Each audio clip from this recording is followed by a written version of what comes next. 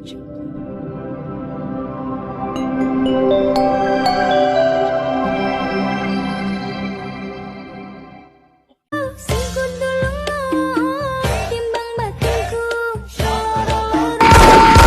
kembali lagi bersama saya di Basecamp yang akan menemani waktu gabut kalian. Maaf ya, akhir-akhir ini di Basecamp jarang online di sosmed karena lagi sibuk dengan Raffi Ahmad untuk mengurus bisnis gorengan di Jepang. Bagi yang belum subscribe, silahkan subscribe dulu dan share ke teman kalian. Jangan lupa juga di komen ya. Baik, kali ini saya akan membahas alur cerita film yang berjudul Now Here yang rilis tahun 2023.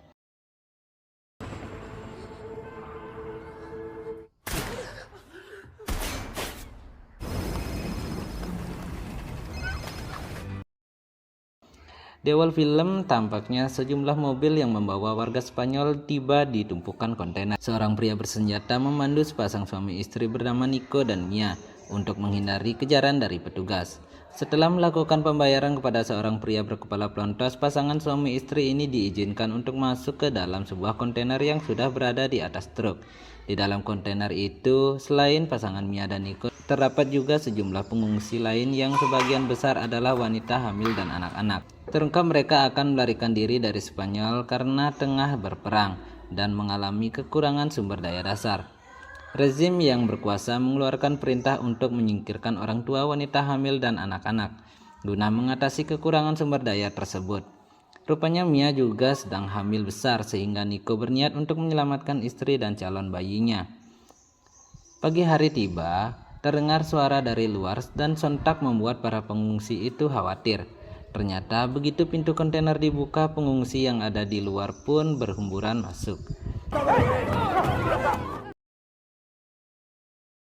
Melihat kekacauan itu, pria berkepala pelontos menembakkan senjata ke udara dan memerintahkan separuh pengungsi untuk pindah ke truk kontainer lain. Sialnya, Nico yang berada di depan pintu juga dipaksa keluar. Meski dia berusaha menjelaskan kalau istrinya berada di kontainer tersebut, namun diabaikan. Setelah pintu itu ditutup, maka melalui lubang kecil di kontainer, Mia hanya dapat melihat Nico yang masuk ke kontainer yang berbeda. Mia juga berusaha mengingat tulisan 107 di kontainer berisi Nico. Kemudian dengan khawatir, Mia menghubungi Nico melalui ponselnya. Nico mencoba menenangkan Mia dengan mengatakan bahwa mereka pasti akan dibawa ke tempat yang sama, karena hanya ada satu kapal kargo yang berangkat minggu itu. Nico juga berjanji untuk mendatanginya ketika mereka berada di kapal.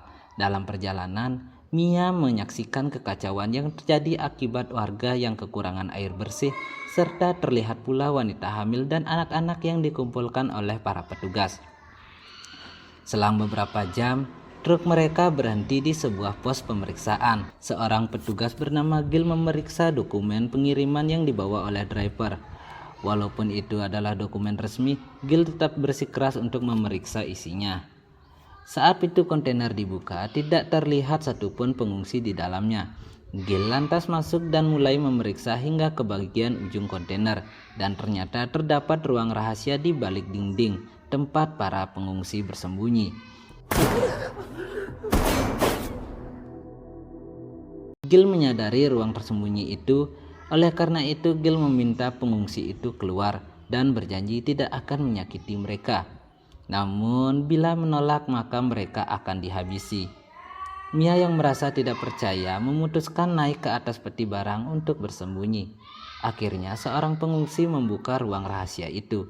Sayangnya, dia malah modar karena terlalu yakin dengan orang.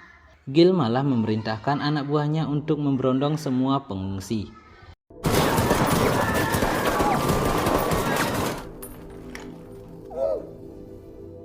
Dari tempat dia bersembunyi, Mia hanya dapat melihat anak buah Gil yang memindahkan tubuh para pengungsi.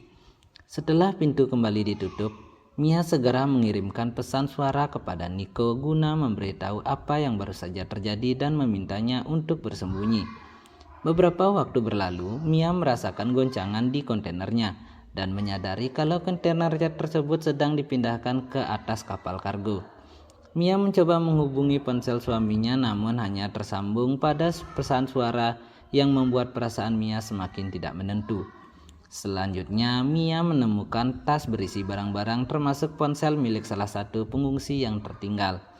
Pada malam hari, kontainer Mia mengalami guncangan hebat di mana ternyata kapal yang membawa diterjang oleh badai dahsyat.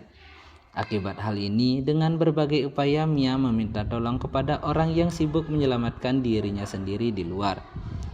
Malang tak satu pun yang mendengar, hingga akhirnya kontainer itu terjungkal yang menyebabkan Mia terbentur dan pingsan. Ketika siuman Mia mendapati air yang merendam di lantai kontainer, Mia pun menyadari kalau kontainernya itu sedang mengapung di tengah lautan. Panik dengan hal ini, Mia mencoba menggunakan ponselnya tetapi ponsel tersebut rusak. Untuk itu, Mia mengambil ponsel yang sebelumnya dia temukan. Sayangnya dia tidak mengetahui nomor PIN-nya. Melihat air yang masuk melalui lubang bekas peluru, Mia segera membongkar peti-peti untuk mencari sesuatu yang dapat digunakan untuk menambah lubang tersebut. Lalu dengan menggunakan lakban yang ia temukan, Mia bergegas menambah lubang-lubang tadi. Tak lama setelah itu, Mia mendengar suara jeritan orang-orang dan melihat kontainer 107 itu mulai tenggelam. Mengetahui Nico yang berada di sana, Mia segera memindahkan kartunya ke ponsel yang ia temukan. Namun niatnya untuk mengetahui suaminya ada di sana atau tidak menjadi sia-sia. Lantas kontainernya itu tenggelam di telan lautan. Menyaksikan itu tentu saja membuat Mia semakin putus asa. Malam harinya, Mia yang merasa sudah kehilangan semuanya mencoba untuk mengakhiri hidupnya. Tetapi tiba-tiba dia merasakan bayi yang dalam kandungannya itu bergerak, sehingga memberinya semangat untuk tetap bertahan hidup. Akhirnya Mia tertidur akibat kelelahan. Tak lama setelah itu Mia terbangun akibat papan yang ia jadikan sebagai tempat tidur itu membentur dinding dan menyadari kalau semakin banyak air yang masuk ke kontainer. Tidak butuh waktu lama, air pun akhirnya menenggelamkan Mia. Beruntung itu hanyalah mimpi yang membangunkannya di pagi hari. Namun pada kenyataannya memang air itu semakin banyak karena lakban yang ia gunakan untuk menambah lubang itu sudah mulai terbuka. Mia kemudian mencoba menjatuhkan peti yang masih tergantung, berharap menemukan sesuatu yang berguna untuk menambah lubang. Sayangnya peti tersebut hanya berisi Tupperware. Hanya saja karet di Tupperware itu dapat ia gunakan untuk menyumbat lubang. Mia juga menemukan selang yang dia manfaatkan untuk menguras air serta mencoba menyeimbangkan kontainer menggunakan peti-peti yang ada di dalamnya. Mia selanjutnya mencoba menghubungi layanan darurat namun tidak ada sinyal. Ketika Mia menyusun barang-barang dan suplai dari tas pengungsi sebelumnya, tiba-tiba ponsel tersebut berdering. Rupanya yang menghubunginya adalah Nico, sehingga membuat Mia sangat bahagia. Nico memberitahu kalau dirinya tidak berhasil naik kapal, lantaran dikeluarkan dari kontainer. Nico juga berjanji akan menyusul Mia, namun Mia segera menjelaskan situasi yang dia alami. Mendengar itu, Nico meminta Mia untuk bertahan dan berjanji akan menemukannya sesegera mungkin. Untuk bertahan hidup, Mia terpaksa memakan roti basi dan minuman air. Selang beberapa waktu, air ketuban Mia pecah, jadi membuat dia sangat khawatir akan kelahiran bayinya. Di tengah kontraksi yang dia alami, badai juga kembali melanda. Melihat air yang semakin banyak memasuki kontainer, Mia berusaha menyumbat lubang. Lalu Mia menyadari sang bayi akan segera lahir. Tanpa bantuan sama sekali, Mia akhirnya melahirkan di dalam air. Bayi ini awalnya tidak bernapas, tetapi akhirnya dia menangis. Hal ini memberikan Mia secerah harapan lagi untuk memperjuangkan hidup mereka. Setelah memotong ari-ari bayinya menggunakan pisau, Mia tertidur akibat kelelahan. Keesokan harinya, Mia mengajari bayinya untuk menyusu. Cukup lama berusaha, akhirnya bayi ini mengenali sumber makanannya. Setelah menyusui, Mia merasa sangat kelaparan sehingga tanpa sadar melahap habis semua suplai yang tersisa. Mia berikutnya membuat lubang-lubang di atas kontainer menggunakan bor dengan harapan dapat keluar dari sana. Namun bor itu akhirnya kehabisan baterai sebelum lubang dapat diselesaikan. Putus asa dengan upaya tadi, Mia kembali memindahkan kartu ponselnya, tetapi ponselnya yang rusak itu tidak dapat dibuka, sehingga membuat Mia mengamuk frustasi.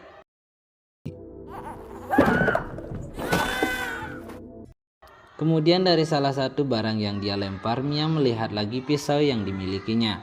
Lantas dengan menggunakan gergaji pisau, Mia mencoba untuk memotong lubang-lubang di atas kontainer. Di malam harinya, Mia merasa lapar karena stok makanan habis. Terpaksa akhirnya Mia memakan ari-arinya sendiri. Sampai tiba-tiba dia mendengar sesuatu dari luar.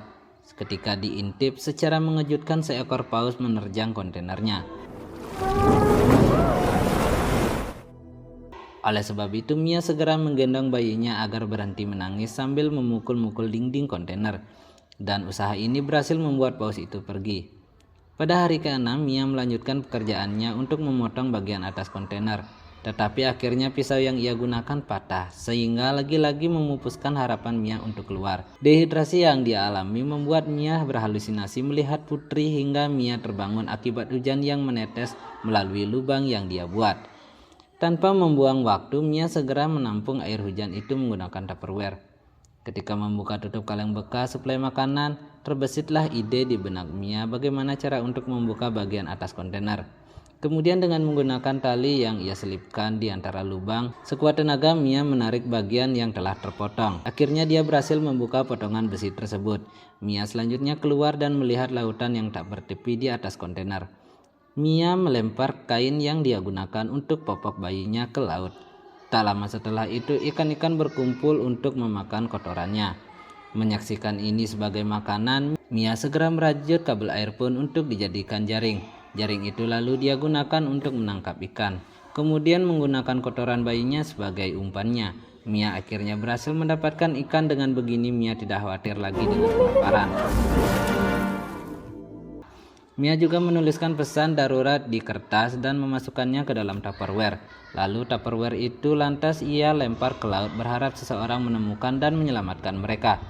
Selain itu, di bagian atas kontainer juga Mia menuliskan kata SOS.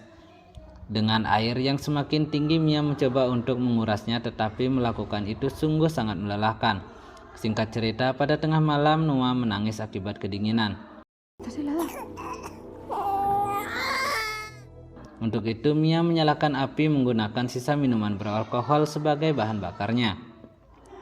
Setelah ruang lebih hangat, mereka akhirnya tidur. Selang beberapa waktu, Mia terbangun karena mendengar suara benturan di dinding. Mia memperhatikan air sudah melebihi penanda hari ke-12 dan hampir mencapai batas maksimal. Kemudian di atas Mia melihat salah satu Tupperware yang membentur dinding kontainer. Bersamaan dengan itu, ponselnya pun berdering. Melihat panggilan itu dari Nico, Mia berusaha menggeser layar ponselnya yang rusak. Beruntung dia berhasil menerima telepon tersebut. Sayangnya Nico memberikan kabar buruk mengenai dirinya yang ditembak oleh petugas. Akibat luka yang sangat parah, Nico mengaku tidak dapat lagi mencari Mia. Jadi maksud Nico menelpon Mia adalah untuk berpamitan kepada Mia dan memintanya untuk berjuang seorang diri. Mendengar ini, Mia berusaha menyemangati Nico dengan memberitahu tentang kelahiran Noah. Mia juga mengarahkan ponselnya kepada Noah agar Nico dapat berbicara dengan anak mereka tersebut. Tetapi panggilan Nico terputus setelah baterai ponsel Mia habis. Menyadari sang suami mungkin akan meninggal dan tidak dapat menyelamatkan mereka, sontak membuat Mia sangat terpukul. Pada hari ke-26, air sudah mencapai batas maksimum. Mia yang tidak memiliki pilihan terpaksa naik ke atas kontainer serta merakit pelampung menggunakan Tupperware dan tutup peti untuk Noah dan dirinya. Di tengah upayanya, Mia melihat seekor burung camar yang memakan ikannya, menyadarkan Mia kalau mereka sudah tidak jauh lagi dari daratan. Di malam hari, lubang yang sebelumnya Mia tambal akhirnya terbuka yang menyebabkan kontainer itu semakin tenggelam.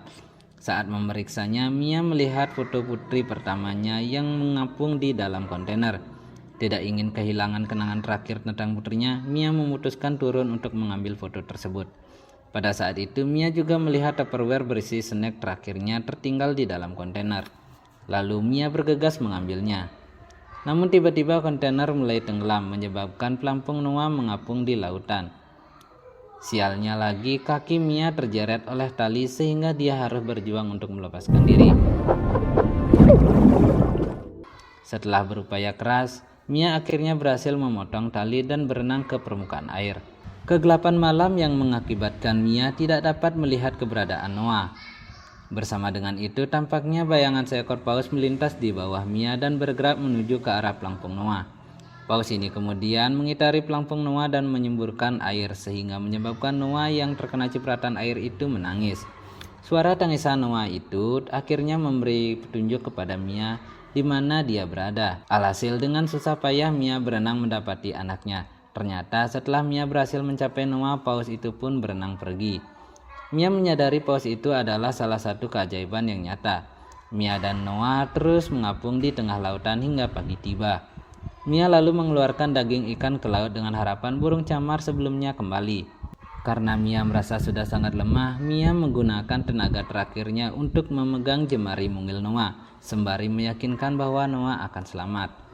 Tak berselang lama, Mia melihat seekor burung camar mendekat, dan rupanya aroma ikan itu tidak hanya memancing satu ekor burung camar, melainkan banyak burung camar yang berdatangan di atas mereka. Tidak jauh dari situ, keluarga nelayan sedang menangkap ikan dari atas kapal mereka. Keluarga nelayan ini melihat kawanan burung camar yang mengerumuni sesuatu di atas laut. Untuk itu, dia meminta suaminya mengarahkan kapal ke sana. Setelah mengangkat pelampung ke kapal, mereka sangat terkejut menemukan Noah yang berada di dalamnya. Mengetahui Noah dalam kondisi sehat, nelayan wanita menduga ibu Noah seharusnya berada di sana. Dia lalu melihat seutas tali yang terikat di pelampung. Benar saja, begitu tali ditarik, mereka menemukan Mia yang tenggelam. Wanita ini awalnya menyerah, namun setelah melihat Noah, dia kembali berusaha hingga akhirnya Mia bernapas lagi. Sang suami bergegas menggunakan radio untuk meminta bantuan dan membawa kapal mereka menuju ke daratan. Sementara istrinya menyerahkan Noah ke gendongan Mia. Setelah beberapa detik, Mia berhasil mengumpulkan kesadarannya dan mengetahui kalau dia dan Noah itu diselamatkan. Dengan begini, mimpi buruk Mia telah berakhir. Film pun tamat.